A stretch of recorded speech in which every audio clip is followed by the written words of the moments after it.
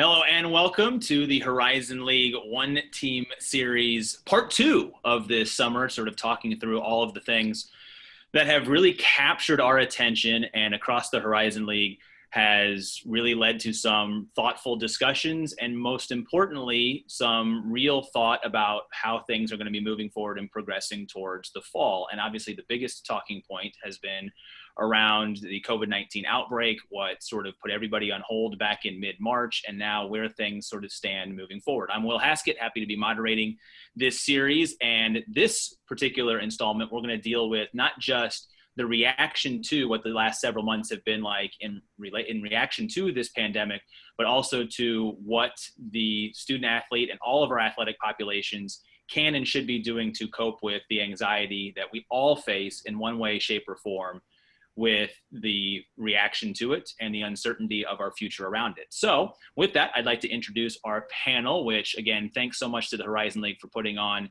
and taking the initiative to organize these so that we can have a well-rounded conversation across the entire league. So I will go, hopefully everybody's seeing the tabs in the same way that I'm seeing them, but introducing our five-person panel for this one that I'm gonna help guide us through. Maddie Yoss, who recently completed a stellar All Horizon League career as a volleyball player at Green Bay. Hi, Maddie. How are you? Good. Well, thanks. How are you? Great. Thank you. Felipe Hidalgo is a tennis student athlete at Northern Kentucky. Hi, Felipe. Well, thank you for having me. Katrina Merriweather is the head women's basketball coach at Wright State. Hi, Coach. Hey, how's it going? Thanks for having me. That's great. Dr. Chris Lawrence is from Northern Kentucky. He works in the clinical mental health department. Hi, Chris. Hi, good to be here. And Mike Gilmartin, who 20 years as a head athletic trainer at UIC, now an associate AD. Hi, Mike. Good afternoon, Will. How's everybody doing today? You know what? We're all doing about as well as anybody can be expected to do in this uncertain time. And I think that's probably the case for everybody that's tuning in and watching. And we all sort of cope with uncertainty. We cope with not knowing. We cope with the complete change in the structure of our lives and how things go. And so whether you are an incoming student athlete in the Horizon League, whether you are an outgoing student athlete in the Horizon League, whether you are someone who is tasked with the health and well-being of those student athletes, everything and every day, everything changes. And so I think to get this sort of conversation started, to get the perspective from everybody around the room, to steal any better term, I don't know if it's a table or a room or whatever we might have.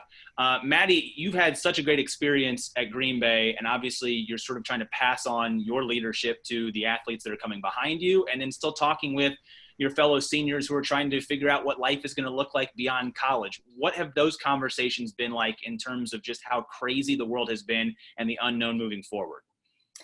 Yeah, I mean, like you said, there's obviously a lot of uncertainty, and no matter the level of uncertainty you're feeling, we wouldn't be having this conversation here if there weren't a lot of people feeling that same thing. So I think that's really important to know. But also just trying to figure out who you are outside of your sport. You know, it's almost like a full-time job what student athletes go through. And so the lines kind of get blurred about that.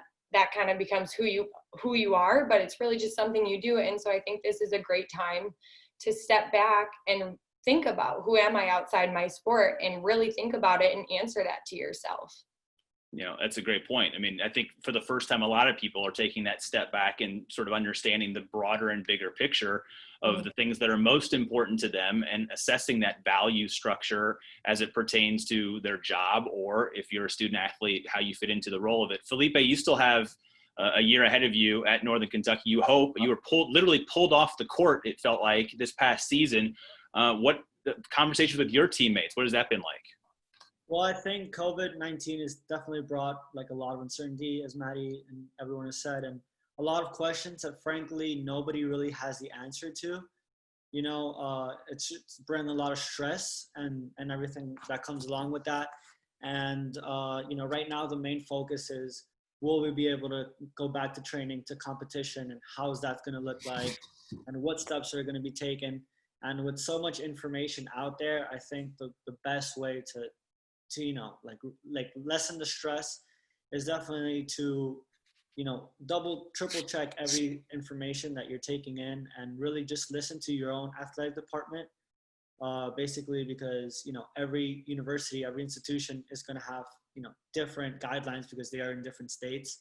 and every university is going to have their own guidelines. So I think narrowing down the information that you're taking in is definitely one of the biggest parts that I'm telling my teammates right now. And coach, to think about what this has had an impact on. This is normally a time when you're worried about off-season workouts, summer school, classes, scheduling, recruiting, all the things that when you got into coaching, like, okay, yeah, these are the check marks that I'm going to have to deal with each and every year. From a coaching standpoint, inside the building, not inside the building, to be able to be away from people, what unforeseen challenges has this presented that now you and your peers have to try and learn from? I think technology is the biggest component for us, just like we're doing now here on Zoom calls. We're trying to figure out how to communicate with our teams, how to keep tabs on them, how to make sure that they feel safe and that they understand that we're doing our best to help them along with this process. And just like Maddie and Felipe said, like there's so much uncertainty for them that we can't touch them, we can't hug them, we can't high five them, like we can't do all the things that usually reaffirms them and keeps them in a positive space. And so I think our biggest challenge is just making sure that we are in contact with them. And it's really difficult. It's difficult because they all now have different schedules. Some of them are working, some of them are not leaving the house. We have all these wide range of responses to COVID. And I think that that's probably been our biggest challenge, but we're still doing all that other stuff too. And that's not a lot of fun, trying to figure out how to do those things without being able to be face to face. And you bring up some great points about the stuff that needs to be done. And what we want today to do for everybody that is able to watch this is to hopefully answer some questions that they haven't been able to get answers to. And while this predominantly is going to be about how individuals are coping with the uncertainty of the situation, it's apparent and obvious to all of us that anybody that's watching probably has some basic logistical concerns. And quite frankly and honestly, as soon as we get done recording this one, and as soon as you get done watching this one, whoever's watching it, things are changing. We don't like using the term fluid because it feels like it's overused, but it truly is the most fluid situation probably any of us have ever found ourselves in this life. But from a logistical side of things, Mike, I think you have dealt with it as much as anybody else can. You're just sort of tips and ideas to the people who want to know, where should I be getting my information from, no matter what constituency that might be? Well, that's a good question, and I'm going to piggyback off of something Felipe said. Make sure you're asking your particular institution, really, because as he even mentioned, there's different laws, different governments, they're saying different things. So administratively, we're getting some kind of guidelines from the NCAA. We're getting stuff from our campus leadership, our chancellors, our health centers on our campuses, our local governments. But student athletes especially should be getting their information from their campus. And I need to say, be careful of what you hear from other people. It's easy for people to hear something and take something out of that and provide not a great context for everybody else. In other words, rumors. There's a lot of rumors going on. We hear them every day. Well, I heard this school is doing this, so we must be doing that. So get it from your institution. Every school now is pretty much finished, if they haven't already, their return to play or return to activity protocols, and that's what they're going to follow. It might be different. UIC might be different than Wright State, might be different than Northern Kentucky, might be different than Green Bay.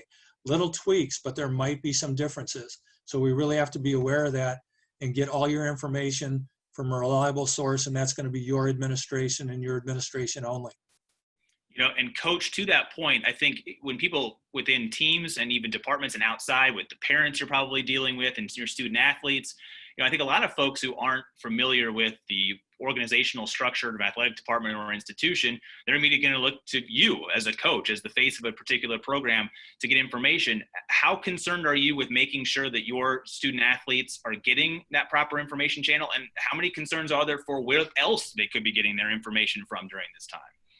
Well, it's our top priority. You mentioned some other things like scheduling and recruiting, and to be honest, those are a distant second to taking care of our student athletes right now. I think that what we're dealing with is social media. And again, Mike and Felipe have alluded to this.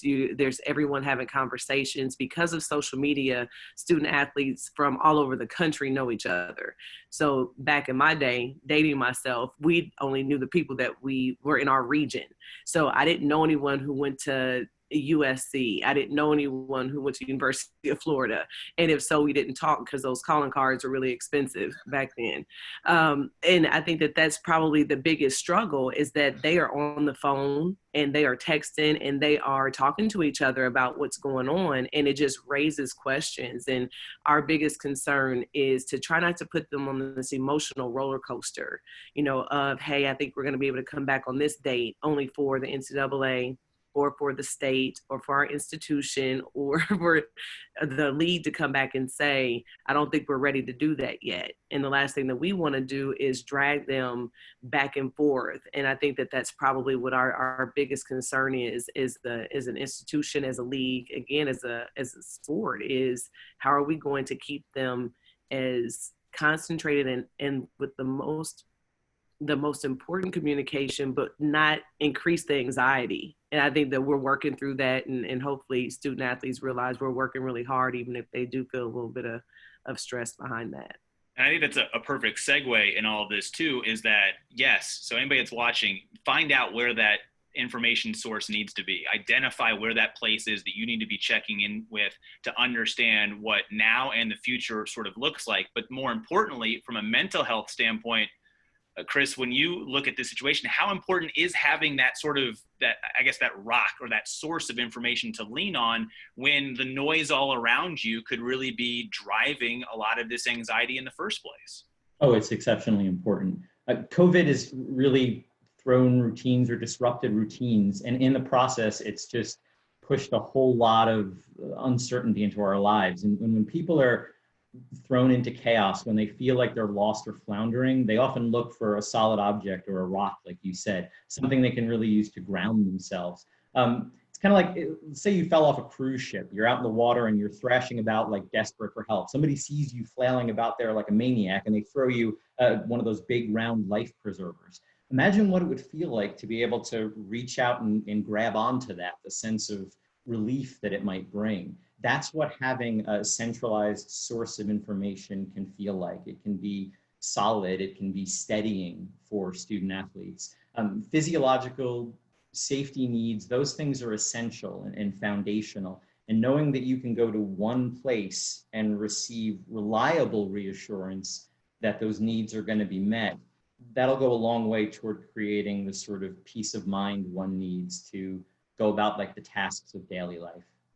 It's such a good point. And, I think anybody outside of athletics oftentimes thinks of the family first, the culture, all these buzzwords that kind of get thrown about athletics and can kind of get thrown away as hyperbole. And now more than ever, the structure that is in place that has really nothing to do with wins and losses and everything on the court or on the field can provide that structure to really help in what has been a very turbulent time. Okay, let's talk about the turbulence as it relates to the athletic experience. Felipe, when it comes to the routine of a student athlete, the day-to-day, right now we're in the middle of summer. For some, that might mean structure. For others, that may have been an opportunity to get away from sports, knowing that sports was coming back. But what have you seen personally, and what have you talked to, and how does that create so much individual turmoil with this entire pandemic stripping people of what used to be that routine? Yeah, so I think as student athletes and across the country, our whole lives, we've had a schedule from the time we wake up to the time we go to sleep. We have a whole week, maybe even months in advance planned out. And now I find myself, along with my teammates and student athletes across the country, we wake up every day and it's pretty much a blank canvas for a lot of us. And that's never something that it's been presented to us. So how do we fill up our day? How do we fill up our hours? How do we stay productive? How do we, keep on doing the right thing? So I think we've been able to, with COVID and everything, we've been able to get creative with workouts at home and spend some family time. I know I was in quarantine with my family for about 3 months, which is amazing. It's 3 months that I didn't have with my family before. So I got to live some moments with them, but it obviously gets to you.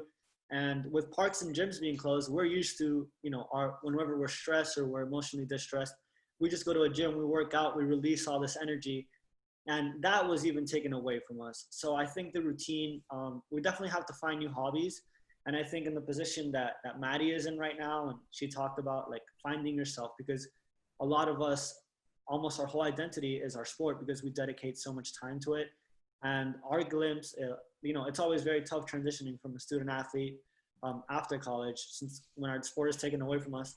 This could be taken in a positive light, giving us a glimpse of like, hey, look, your sport is not going to be here forever. You need to find some stuff that's, going to make you happy. And, for us, for people like me, I got to live that for only a couple months before the reality really sets in, where that sport is not really there for me anymore. So that's the positive about this. But definitely it's been a difficult change. And I want to follow up with you on that too, because you're from Florida, if I'm correct. And so you've come a long way to play tennis at Northern Kentucky, and you may have student athlete peers who don't have to travel as far, or maybe even have access to being closer to campus or not. And because everybody's situation is different with where their family is, what the restrictions are, where they are, do you ever worry about competitive disadvantage in terms of where you are and things like that, and how that then affects your psyche coming back to try and be at the best of your competitive levels? Oh, definitely. I mean, I can speak for my personal men's tennis team. I have teammates from France, from Spain, from England, from Croatia. So what I'm living in here, in Miami or wherever I may be, is not the same in France. In France, just a little bit ago, they got to leave their house, where here gyms were opening. So, it does create sort of a disadvantage, and it's kind of what you make of it. But having, tennis is a very international sport. So we are spread across the whole world, not only just the whole country.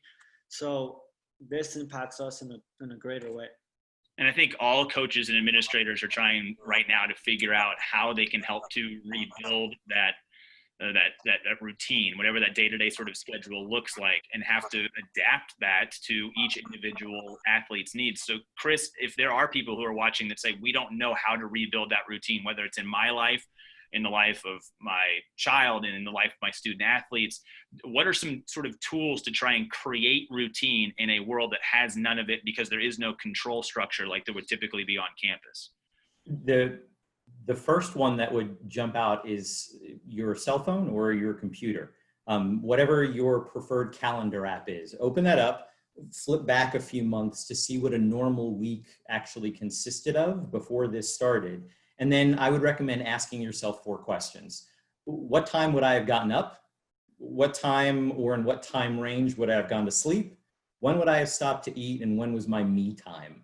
Once you've got that, sit down and use those answers to create a week-long schedule that can approximate your routine as best possible. I say week-long because we typically do different things on different days. You already figured out your start and end points with the 4 questions, so just kind of pencil those in. And then there are really important things to make sure that you cover as often as you can. The first is hygiene. It may sound silly, but people are less inclined to shower, shave, and wash their hair if they know that they don't have to see anybody else. So if you're going to behave normally, showering is a part of that.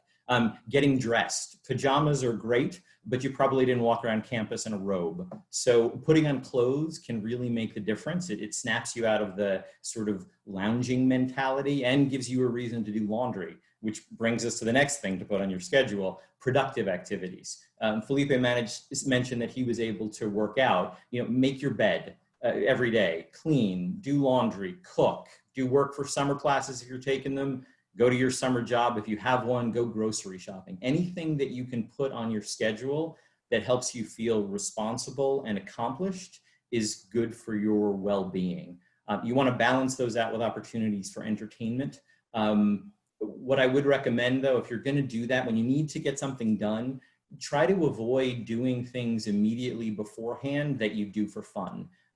Getting up, taking a shower, eating breakfast, and then hitting the books is going to be easier than getting up, taking a shower, eating breakfast, watching She-Ra or Avatar, and then hitting the books. TV shows, YouTube videos, social media, all of that will make it harder for you to be productive. So it's better to take those things and make them rewards for things that you've actually done. Include social activities in person and online if you can do them, And then exercise. Felipe mentioned it. That's so critical. You might not have the access to the full suite of workout machines that you usually use, but there's a whole new group of YouTube creators who do yoga videos and workout sessions. They can be fun. And the last thing I would tell you is that do your best to establish some kind of accountability. Pair up with somebody. It could be a teammate or a friend, a family member, a coach. Ask this person to ask you about the things that you're working on, and then offer to do the same for them. Create some deadlines, stick to them. You can even structure online or electronic exercise groups. So like at 9 o'clock in the morning, a friend of mine and I will begin a workout using Zoom. She'll yell out like 50 push-ups and we'll do them together. You can do the same thing for running. Get out on the sidewalk in front of your house at 8 a.m., text ready, set, go, run for 30 minutes, stop, check in, take pictures of where you are and send them to someone.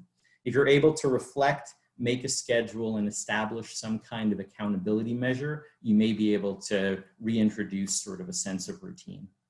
Wow, those are phenomenal things. I put hair product in for the first time today in like a month and a half, Chris. So I do. If I feel it, I feel happy for the first time in a while. But you're right, it create routine. You do something that feels like it was 3, 4, 5 months ago, and things start to feel like a life that you remember in terms of how things go. Now, Maddie, on a different side, you were getting ready to remove yourself from a lot of the routines that came with being a student athlete, but still trying to wrap things up and find the future. How has this affected what you view as your routine, or what you didn't, you sort of an uncertainty of what was going to be uncertain anyway? What's that been like?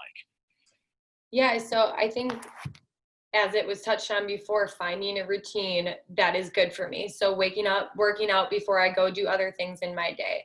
I think there's a lot of uncertainty around what I'm going to be doing in my future, where I'm going to be, if I'm going to like it or not. And so a lot of those things are running through my head. But the thing that athletics has prepared me with is seeing a situation, understanding if I can control that or not. And if I can control it, doing something to make a change. And if I can't control it, learning to accept it and being able to control what I can control. So my attitude, I can control that every single day. I can control how hard I work, how I treat other people.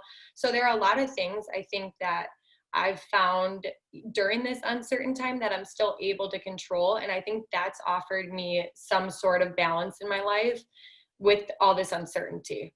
Yeah. And I think everybody's kind of coming about whatever that balance looks like at a different sort of timetable and all of this. And now that standards are being relaxed and we're seeing different phases of reopening, it will impact how we then structure those schedules as well. And Mike, I think to those who are still struggling with routine and student athletes that are wondering, are they going to be traveling back or when things are going to come and how that impacts their routine right now, how should athletic departments be working to provide some of that structure for their student athletes? Well, just be available to provide as many resources as we possibly can for them, from academic support, especially if they're in summer school, because this is a different kind of learning, right? Maddie and Felipe can speak to that later, but this is a whole different way to learn. So all kinds of support, mental health support, obviously, all that kind of stuff. And you know what, just checking up on our kids, just calling them every once in a while, checking up, asking them how they are, be there for them. I think that that's something that we need to do more of. Maybe Katrina can talk about this later, but when we talk about providing structure, I think we can help do that. Not only do they have to figure it out for themselves, but Katrina, I'm sure you have team meetings with, Zoom meetings quite a bit. Start a book club, have a leadership book that you talk about, have something like that, where then they can also learn some life skills and apply it to what they're doing. And you're smiling, so I'm thinking you're probably doing that anyway, but that's something that we can do. I think there's a lot of stuff we can do to help with their structure, and they're looking for us to do that for them. Yeah, they can figure it out, but I think we can do a lot to help them figure out their days a little bit more, even if we just suggest little things, and that will be beneficial in the long run. And I think they'll appreciate that. And coach, do that. I mean, it's on a tee there for you. How have you had to adapt to try and create this structure when normally you've had more of a hands-on ability in years past?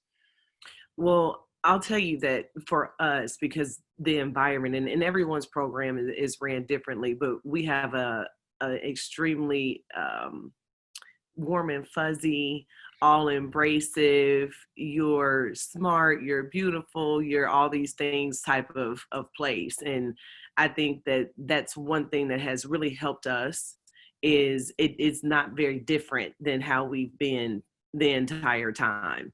But the book club, those things are really important. We read, chop wood, carry water. For those of you who don't know, it's just falling in love with the process of becoming great. And it's the conversation, like you said, Mike, we have to remember that they need to be at the center of what we do. We're all really competitive. We all want to win. We all have goals. We want to accomplish all these things. But the true mark of what we're able to do with our student athletes is how they develop along the way and how they leave our program as people. And I think that that is the one thing that is even more perspective now that all of this has happened. Is that we just have to continue to concentrate on that. And it's tough when you start talking about coming back into training and you've got these high caliber athletes that some have not been able to do things for the last few months. So they're going to come back, and we're going to get into this, I'm sure. They're going to come back, we're going to have open gym, and they're going to be on level 10 going 100 miles an hour because they haven't seen each other. Some of them haven't been able to run up and down the floor. And our biggest fear is that we're going to have pulled muscles, we'll have hamstrings, we'll have all these different things that are going to go on. And so we have to, in the midst of wanting them to come back, in the midst of satisfying all of our competitive natures, we have to make sure that we're taking care of them physically as well as mentally. Because as we know, when a student athlete gets hurt and they can't play the sport that they love, we start to see them separate themselves. We have to work really hard to keep them engaged and to keep them involved. So we have to be very conscious that this can snowball into something if from the very beginning, right now until the time we actually get them back on campus, we're not paying very, very close attention to what's going on with them emotionally as well as physically. And if I may, just real quick, to piggyback off of that, we know that there's how the kids feel once they get hurt and they're pulled away from their team a little bit.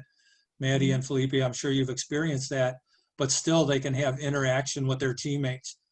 This whole COVID thing is going to be a whole different experience because we're talking about quarantining these kids for at least 2 weeks if they become positive.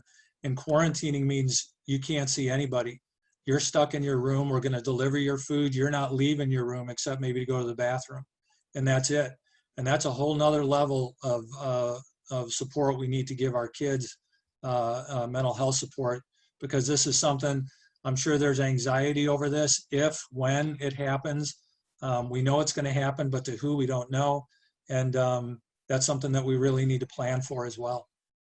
And I will say that the third part of this webinar series will probably deal even more with that integration of what the health plans are going to look like as people come back. So I hope that from a league standpoint, we'll have a great panel for that when we will discuss it. So if you're watching this one, it's a nice tease for the next one. But I do want to continue a little bit on that. And Chris, get your thoughts on what both Katrina and Mike had to say on this from a two-pronged sort of perspective. One, understanding that you are going to have 18 to 22-year-old super athletes coming back into an environment where they haven't been able to be super athletic for a long period of time, and what that sort of, in weighing that, I guess it's not even anxiety, but weighing that balance that they have to have of, I'm not in the shape I need to be, but then dealing with the hurdles of getting back into that sort of shape. And then what Mike sort of alluded to as well is that, if there is a situation where someone feels like they're separated from the team, whether that is injury or from a quarantine standpoint, how can we equip people? Because I think right now we're all at a more fragile emotional state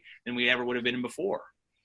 I think that's where the team approach becomes necessary. Like Coach said, it's something where if you haven't been exercising to a certain level for a long period of time and you come back and push it, bad things can happen. So when we come back, we need to have conversations with one another about the importance of expectation.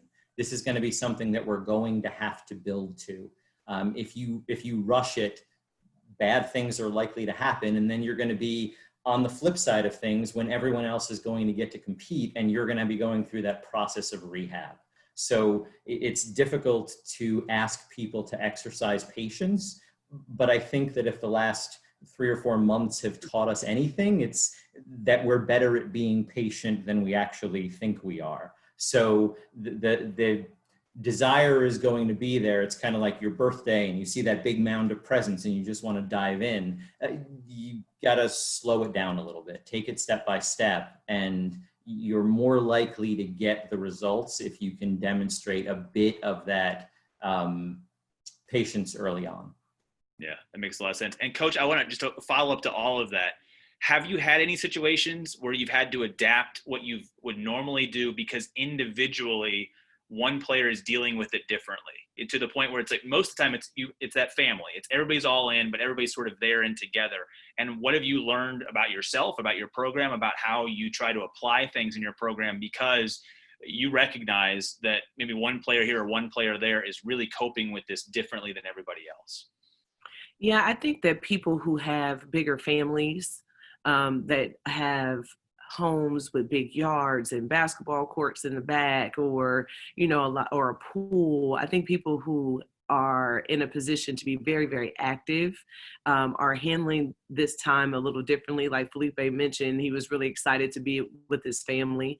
That's not everyone's story. Some people live in the city. Some people have stressful home environments. I think that we have to be cognizant that, again, some people are just doing better than others. And a big thing for us to always remember is that equal doesn't always necessarily mean the same. We have to talk about some equity and what do different people need. And just like they talked to us about one of the first things you learn being a coach is you can't coach everybody the same. Well, this situation isn't any different. There are some kids that we reach out to a little more than others. There's some that reach out and check on me because they're like living the life, and I need to get them missing being here a little bit because they enjoy being at home so much. And you're right. There's just this huge gamut, right? This real broad range of what everybody's experiencing. And that's why the communication is so important. Us staying in touch with them, constantly texting, FaceTiming, Zoom calling all together. Like all those things are necessary in order for you to know what's going on with your student athletes. And it doesn't stop there. Our coaching staff, we check on each other. We check on our administration. And we're checking on everyone because everyone is just different. Some of us are single. Some of us are married. Some of us have 3 or 4 kids and would just need to take a walk some days. And I think that if we just acknowledge that everybody in different ways are going through things, we can have some empathy and compassion for it. And I think that we've established some really good tactics here and some great experience that I hope everybody that's watching this can sort of take away and understand. And that segues into sort of, I think, our final talking point that we all made sure was most important to us. And that is for everybody to understand that there is support, but then how to go about finding it. And Felipe, I want you to sort of lead us off there. And that, I think for young student athletes, they think that there's a uniform line, right? There's a pecking order to be able to go. And at this point in time, your stress level may be in one area or one other sort of focus, or there may be anxiety that's creeping up in all these different ways, but that you have to understand and learn and trust in the fact that there is a support network out there for you somewhere.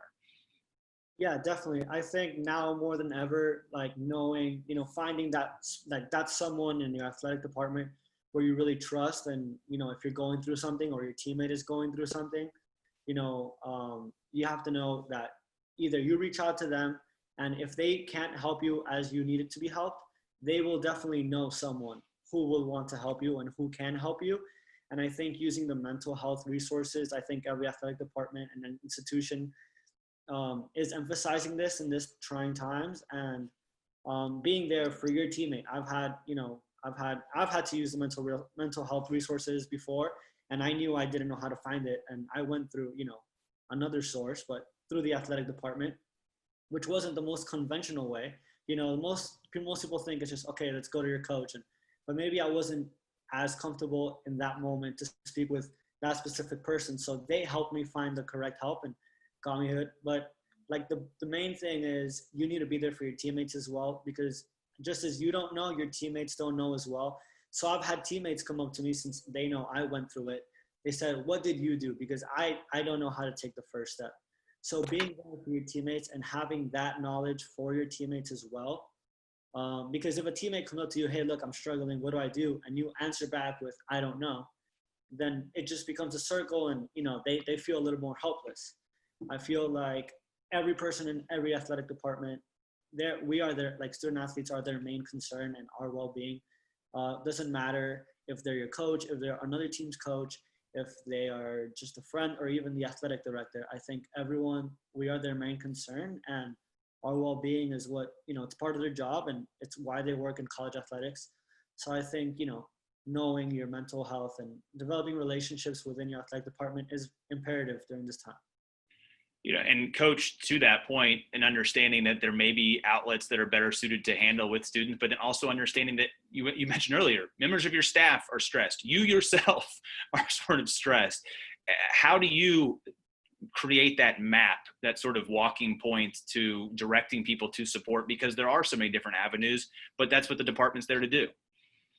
Well, we're really fortunate. We're fortunate with our SWA, with our AD, with our administration and upper administration. And I think that what Felipe is saying is really, really important. You have to find that one person that you trust. And it is never okay to go through or to suffer anything alone. There are way too many people that are surrounding you that care about how you're doing. And for us, the teammate situation too is a great deal when you are discussing the culture of your program. When you're talking about leadership, you want to be able to have some of your players recognize, especially in younger players, hey, I've gone through that too, and it's really okay. And for them to be able to co-sign and say, hey, you can talk to Trina, you can talk to whomever, and they're going to be there to support you. And then we again are in a great situation, and just like Chris is here, where we've got support staff that works really hard to be there for our student athletes. And so I'm very blessed to be in a situation where there's a lot of people that my kids can go to, that I know that they feel very comfortable going to, because without that, there's no doubt that we would be dealing with some more severe issues on a severe level if we were finding out about things after the fact or later, instead of having an environment where people can say, hey, I'm struggling and I need some help. And you don't ever have to worry about being judged. You don't have to worry about anyone making fun of you. Like, it's really, you're going to hear, you're not by yourself. Come on, let's both go talk to somebody. And I think that that's what's really important. And Maddie, your season was over. Right? You didn't get denied, a day on the court, in your sport. But as an upperclassman, what responsibility do you have to helping to sort of shepherd those younger players through this, knowing, you're never playing again, but their experience now is lessened perhaps because of this? Yeah, I think just like Katrina said, creating a safe space for underclassmen to feel like they can go to you. If you just take 2 minutes to think about a time that you were a freshman and you felt nervous and you felt like you needed to go to someone, I think that can totally change your mindset about being an upperclassman and being understanding and patient when people go to you. But I mean, just creating a safe space where people can go to you and, kind of being a rock, not that you always have to be that rock, but sometimes being the rock that your team needs, with a positive attitude, with optimism, finding good in this really hard time. This translates to life. This is so far beyond sports at this point, about being a good person, being a good leader. And I think while it doesn't completely rest on upperclassmen's shoulders, I think that they do carry a little bit bigger weight, and as they should. You're used to some of these situations, not this exact one, but you know what it feels like to not know what's going on. I think if anything, we've learned all through this that empathy is probably a word that we should all be adopting even more so in our day-to-day interactions in our lives. I'll go to our resident counselor. And Chris, when you look at some of the relaxed regulations now in terms of folks being able to access counseling, so even more so to the point where student athletes, there shouldn't be any real hurdles you would imagine in a lot of these situations to be able to get the help that they need, whether it's from a coach or if it's from a counseling sort of standpoint. What are your sort of, words of wisdom or advice to folks out there in terms of seeking out the help that they truly need during this time? Well, mental health counselors, we need to be licensed in order to do what we do. And typically we're only licensed in one state. So if a student at Northern Kentucky is seeing a counselor on campus and that student lives in Kentucky, it's generally not going to be a problem for them to connect electronically. If because of the quarantine, though, that students had to go back home to Wisconsin, it would normally have been a problem since the counselor's not licensed there. As you mentioned, though, because of COVID, many states have relaxed their rules on working across state lines. So if you're a student athlete and you've been seeing a counselor on campus, no matter where you are, it may be possible for you to talk with them if needed. So the first thing to do is simply reach out to your university counselor and ask if you can talk with them. They should know one way or the other. If you're looking for other resources, there is a crisis text line that you can use. If you text HOME, HOME, to 741-741, it will get you to a crisis counselor that you can text with. There is a confidential chat line. It's 1-800-273-TALK, and that will enable you to talk to a trained individual. The Trevor Project provides contacts for LGBTQ youth, and that's 1-866-488-7386. And the National Alliance for Mental Illness offers what they call a warm line directory. And if you go online and download that, it's a couple pages of phone numbers that will list support lines all throughout the country. Some of them are specific to states, but many of them will take anyone who's calling from any state who needs help. So if you want to be able to talk to someone and you feel more comfortable doing it to somebody who's been trained to discuss specific emotional issues, those are some of the resources that you can explore. It's all, I mean, we've established that there's so many places out there to do and to provide relief for this anxiety. And I guess, Mike, to kind of put a bow on it, from an administrative standpoint, how much responsibility is there to make sure that all of our student athletes, coaches, constituents understand everything that's available out there in case there are people having a tougher time through this than everybody else? Well, first of all, I love all of these comments because it gives me so much to talk about. But what Chris just talked about, let's just start with that. All of those resources, what we're doing is we're putting all of those resources and more on a business card type document that they can put in their wallet. So they've got all of those resources at their fingertips that they can have. They can just pull out of their wallet and have access to all of that, all of those contacts. Maybe Maddie and Felipe can agree or not with this. And Katrina, you've been doing this a long time. This is my 36th year in college athletics. Really, in the last 4 or 5 years, the jump in student athletes asking for help has just gone through the roof. It used to be, and part of it was the stigma, right? I might have, as the head athletic trainer, gotten 4 or 5 requests a year for kids to come and say, I'm finally at the point where I need to ask for help. Now we get 4 or 5 a week. And so I think that's good. I think the PSAs and the Michael Phelps of the world and the Serenas that help us with breaking down that stigma has helped a lot. But I also think it's on the administration a little bit. Felipe talked about having to try to go find that person that he might trust or that has information. I think it's on the administration to reach out to all of the student athletes and let them know what is available. Let them know the resources that we can provide. Let them know who to contact. Obviously, if Felipe or Maddie have trust in a strength coach or an athletic trainer or an academic person or a particular coach, that's fine. But not every student athlete has that person. So I think we need to let them know what's available and how to go about accessing it. And the more we do that, I think the more we'll get this thing figured out. That's well said. I mean, I think all of us would be remiss if the 6 of us on the screen right now didn't say that something that has happened in the last 3.5 months has led to an extremely stressful moment or reflection or everything. We're all human, and we understand that we're all going through it together. But our hope here today, in half an hour plus worth of the time, is that if you are watching this and this has been a stressful situation beyond something that you feel like you can still control to this point, that hopefully through the channels of your institution, you can find the exact pathway to get a little bit of relief from that stress and that anxiety. Does anybody else have anything to add? Because I have exhausted my entire outline here today, and I hope that we've provided some help for people. But if there's any parting shots or any wise information that you feel like we haven't covered today for the masses, anybody have anything they'd like to add? Wow. Okay. Well, I will just 1 second. I really appreciate Felipe and Maddie being on here and giving us their perspective. I think we can always learn how to do this better. even somebody like Chris that does this every day can learn and figure out how to do it better. I've learned some things from listening to those two, and I appreciate that. And I think people will get a lot out of this, and I appreciate the league doing this. And as someone who's covered the league for 20 plus years, I know we throw the term student athlete out there a lot of times loosely in the sports media world, but I think the student athlete experience in the Horizon League is truly special. And that's why I'm so fond of being associated with the league. So a tip of the cap to them for making this possible, and hopefully it can help any of those that are out there. So with that, this is the end of this session number 2. Session 3 will deal with actually that kind of logistical hurdle of getting back into it. We hope you can join us for that. But until then, thank you to Maddie, Felipe, Coach, Chris, Mike, everybody here. Thanks, guys. Stay healthy, and we'll talk to you next time.